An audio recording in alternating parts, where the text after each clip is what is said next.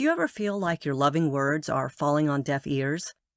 If you're struggling to connect with your partner, it's likely that you have different styles of expressing your love and affection to each other. You are literally speaking different languages. If your partner's love language is acts of service, then what you learn in this video today is going to be vital. I'm going to show you how you can become fluent in speaking the language of acts of service, as well as learning how to recognize when your partner may be trying to show their affection to you in ways that you previously may not have recognized. And make sure you watch until the end so that you can learn the one landmine mistake that you need to avoid in order to prevent deeply wounding your partner.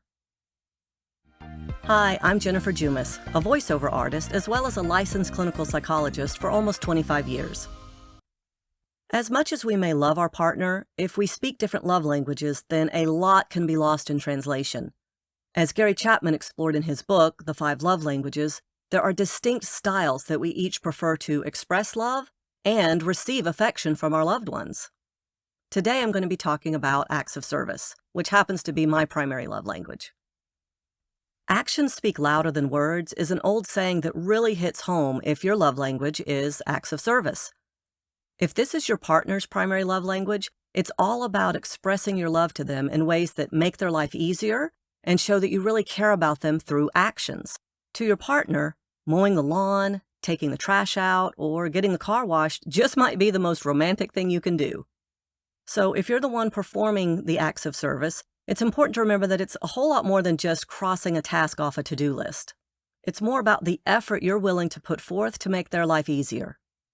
The actual task may be big or small, but if it's motivated from and acted on from a place of love and consideration, it is way more than just crossing a task off the to-do list. So try finding small things that maybe your partner hasn't even asked for.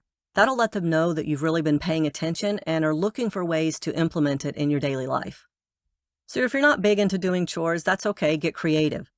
This love language is about letting your partner know that you've been paying attention, you notice their needs, and you're willing to put some effort into making their day easier.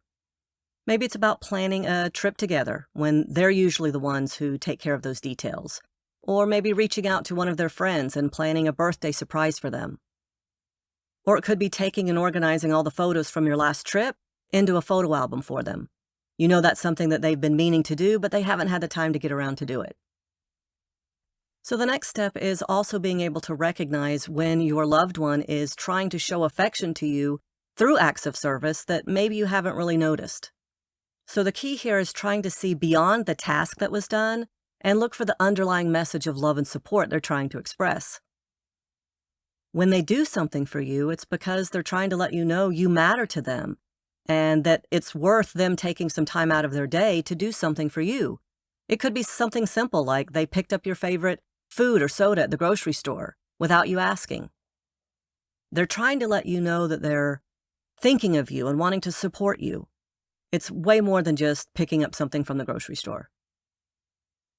So one really important thing to recognize is that each love language can actually be implemented in a wrong way that can cause more harm than good.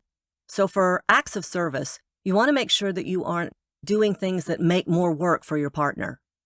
Similarly, failing to show appreciation and gratitude for the things they're doing for you can be deeply hurtful.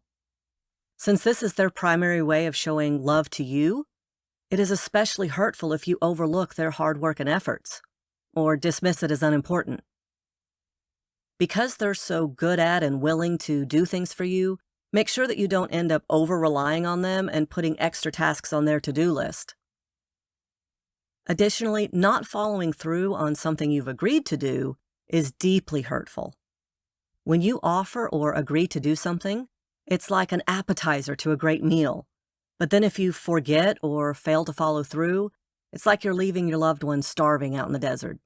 You've teased them with an appetizer, but the meal never comes. I hope you found this video to be informative on the love language of acts of service, both how to express it, how to recognize it, and how to avoid the big important landmine that could do more harm than good.